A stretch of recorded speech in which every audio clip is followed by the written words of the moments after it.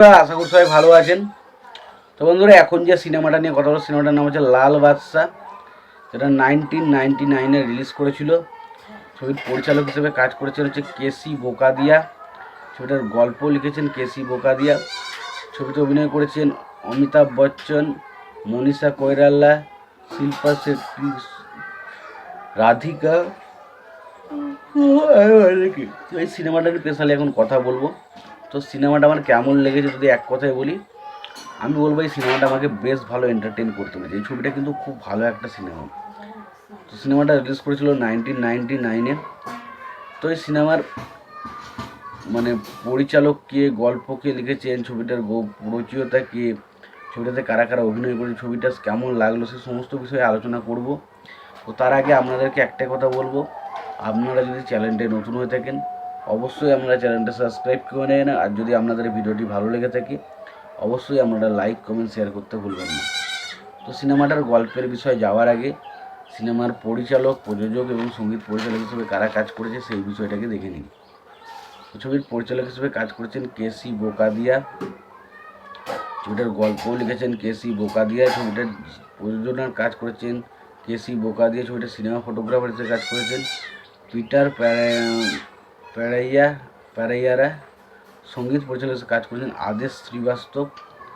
ছবিটার run time হচ্ছে 153 মিনিটের মতো। ছবিটার বাজেট হচ্ছে 11 কোটি টাকা। ছবিটা বক্স অফিস থেকে আয় করেছে 13,12,00,000 টাকা। ছবিতে অভিনয় করেছেন অমিতাভ বচ্চন, মনীষা কৈরালা, শিল্পা শেট্টি, রাধিকা, অমরেশ পুরী, রঘুবর, সুরেশ, মুকেশ ঋষি, শক্তি কাপুর, প্রেম চোপড়া সহ আরও অনেকে।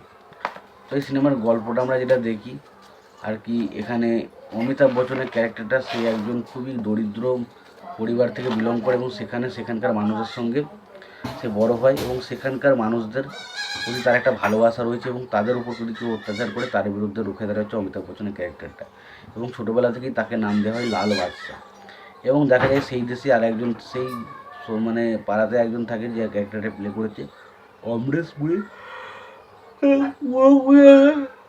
সে পুরোপুরি আবার অমিতাভ বচ্চনের বিপরীত ক্যারেক্টার। সে সবসময় অমিতাভ বচ্চনের সাথে তার একটা ঝামেলা বিভিন্ন কারণে লেগেই থাকে এবং সে একজন অসৎ পুলিশ অফিসার এবং সে সবসময় চায় অত্যাচার করে, মানে বস্তিবাসীর কাছ থেকে অত্যাচার করে তাদের কাছ থেকে লুটপাট করে। তো তাদের ছেলে হচ্ছে শক্তি কাপুর, মুকেশ ঋষি।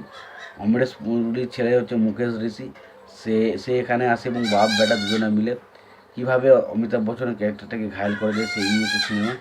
এবং দুজনের মধ্যে যে দ্বন্দ্ব এবং শেষ পর্যন্ত কোন জায়গায় গিয়ে দাঁড়ায় এবং অমিতাভ বচ্চনের বাবাকে কে হত্যা করেছিল এবং অমিতাভ বচ্চনের বাবাকে যে খাজনাটা ছিল সেটা কীভাবে লুকিয়ে রাখা হয়েছিল, কে লুকিয়ে রেখেছিল, সেটা হচ্ছে সিনেমা, যেটার নাম হচ্ছে লাল বাদশা। খুবই ভালো সিনেমা। সিনেমার মধ্যে গানগুলো ভালো, সিনেমাতে বাকি যারা সমস্ত ইন্ডাস্ট্রিগুলো প্রত্যেকের কাজ ভালো।